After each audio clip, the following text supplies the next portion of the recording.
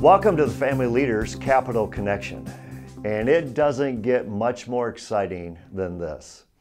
Last week we talked to you about a historic vote that happened in the Iowa Senate, where the senators passed Hearbeat legislation signifying that there is a life when there is a heartbeat. Danny Carroll, you've been at the Capitol for quite some time, both as a state legislator and then working on the Capitol team for the Family Leader. How exciting is this for you to see this pass out of the Iowa Senate and now be in the Iowa House? This has been really remarkable, Bob. Chuck Hurley and I worked together at the Capitol, and we've been there, as you say, for a few years. I don't know that we have ever seen a week or a day like we did last week when the Senate passed this out. 30 strong, 30 out of 50 senators voted to move Senate File 2281, we call it the Heartbeat Bill. They moved that out of the Senate, and it now sits in the Iowa House. And that's the next step in the legislative process. As you know, for a bill to become law, it has to pass the Senate and the House and be signed by the governor. And it's pretty exciting, and now all eyes are on the Iowa House of Representatives. I've been telling my friends we're really in quarter one. We won the first quarter, or life won the first quarter.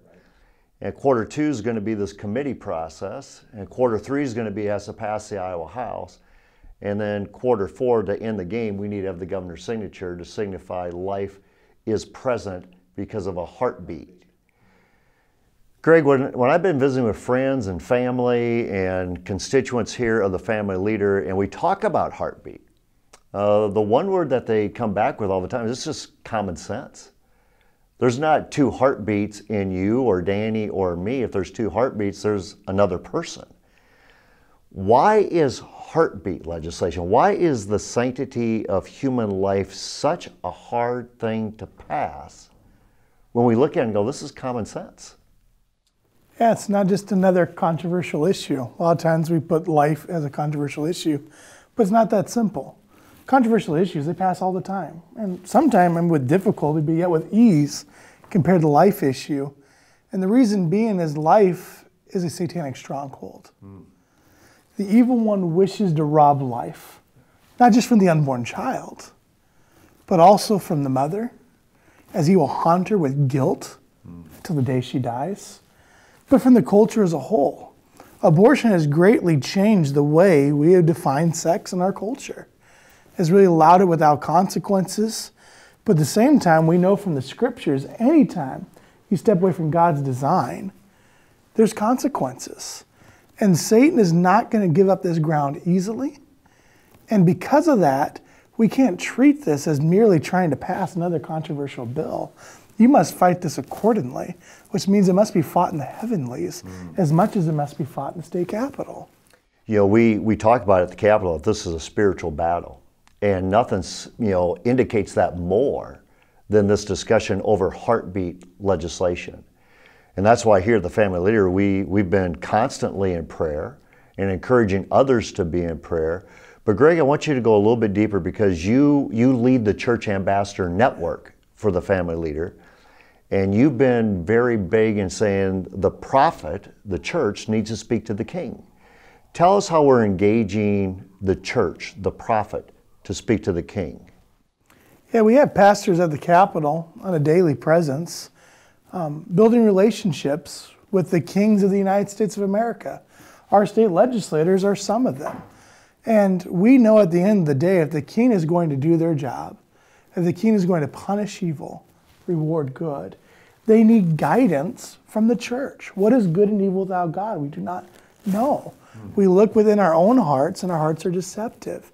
They need guidance from the Lord's church, and we are bringing the shepherds of that church to provide that guidance so they can understand the spiritual components and all the issues they work on, not just the life issue. You know, that is so well said. And Danny, I got to believe for you and for Chuck Hurley and for our Capitol team at the Capitol, that's got to give you such great cover to know that these pastors are coming, prophet to king. How big has that been for you guys at the legislature? It's been a game changer, Bob. You don't know how encouraging it is, and not just for Chuck and me and for the Capitol team, but for lawmakers Oh, sure. to come out in the rotunda and see a half a dozen pastors engaged in prayer, conversation, coming to subcommittees, asking what they can do, who needs prayerful support. And outside that, there are people at the Capitol every day, and their only purpose there is to pray. Every Tuesday at noon for over 20 years, a Capitol Prayer Initiative happens.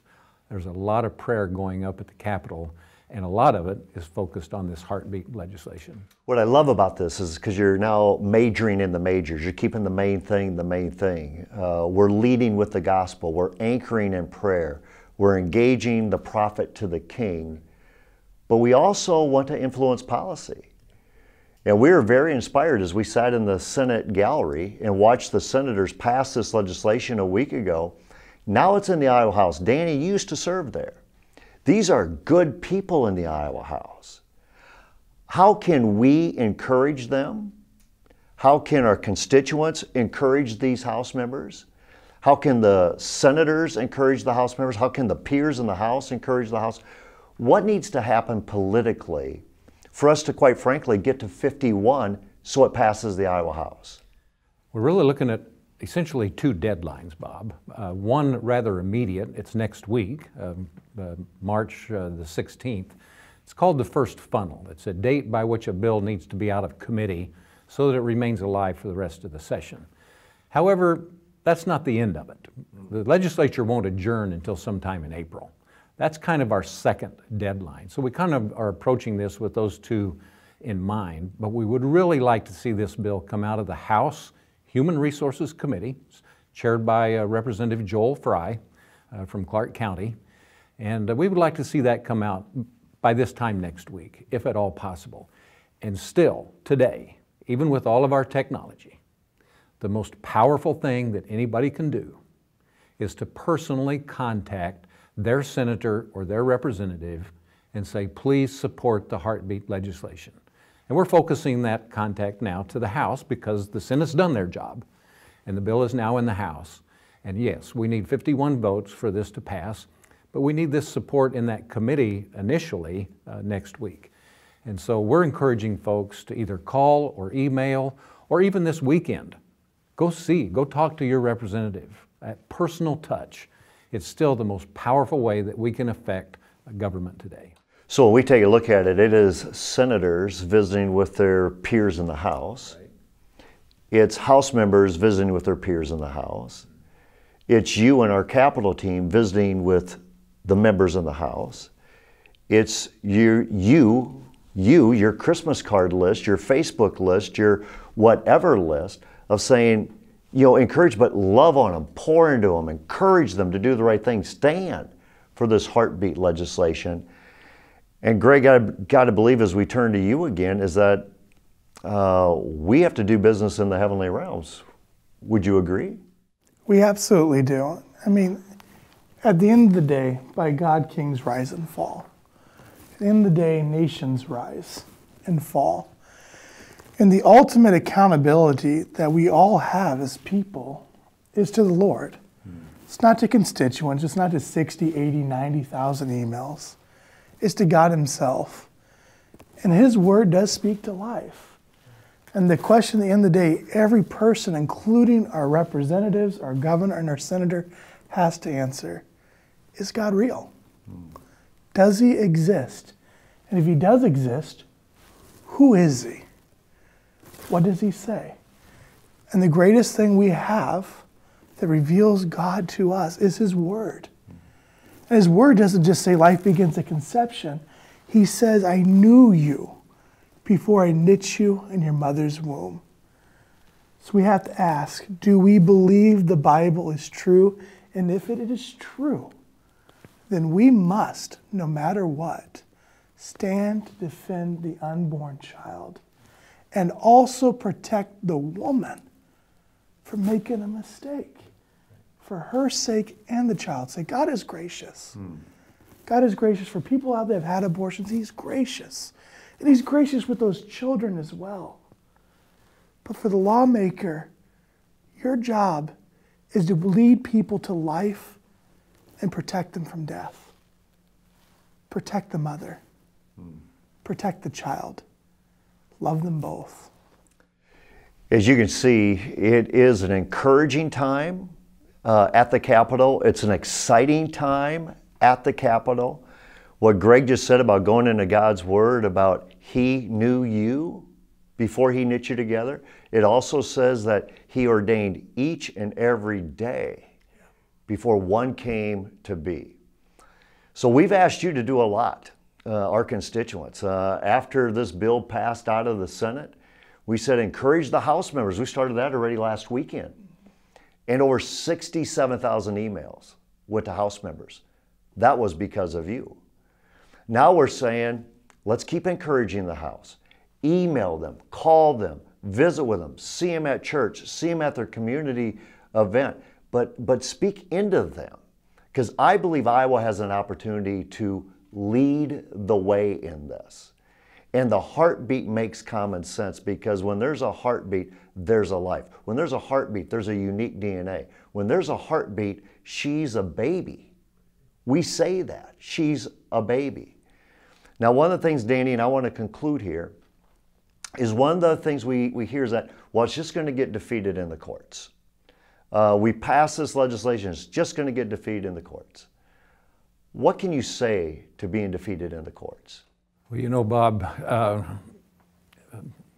decades ago, slavery was defeated because the states agitated. The states started that discussion. That's what's happening today. We know, we're under no illusions, we know that pro-life legislation often gets struck down in the courts. But there's a big difference. The United States Supreme Court may look a lot different in another 2 to 4 years. We could have a totally different court. And that's about how long it takes for a state law to work its way through the appeal process and reach the United States Supreme Court. All the legislature can do is what they can do. The House can pass it. They're not a court. They're not the judicial branch. They're the legislative. They need to do the right thing, protect life as Greg has laid out, and then let that judicial process play out. Who knows what that Supreme Court is going to look like in 2 to 4 years with President Trump in office. And probably to baseline it, cut to the chase, we tell our boys, Darla and I, all the time, you'll never be right when you do what's wrong, but you'll never be wrong when you do what's right. So let's do what's right, and let's not be afraid to have that conversation in front of the court, because again, personhood or the abortion argument falls on its face. If the court can deem that's a person, and a heartbeat would signify that that is a person. It's great times. What can you do? I'm so thrilled to have Greg and his team with the Church Ambassador Network and all those pastors at the Capitol. Thrilled to have Chuck Hurley and Danny Carroll and their team at the Capitol. Our team here at the family, we're thrilled about that. But what can you do watching in? I'd say right now, contact those House members. Get to your base, whether it's your church, your Christmas card list, your Facebook list, your small group, whatever it is, but encourage all of us to come together to encourage the right thing to be done out of the Iowa House. And then I'd say stay tuned. Stay tuned to the Family Leader to find out what you can do next. As a matter of fact, what you can do right now is you and your friends and your network go to thefamilyleader.com. And there's going to be a red button there, which is basically an urgent alert, an alert button, an action button. Click on that and begin contacting your House members in the right way. Call them, email them, get everybody else to do the same thing. But I think at the end of the day, Iowa can lead the way by determining that that baby in her mother's womb, she's a baby. Thank you for joining us this week for the Family Leaders Capitol Connection.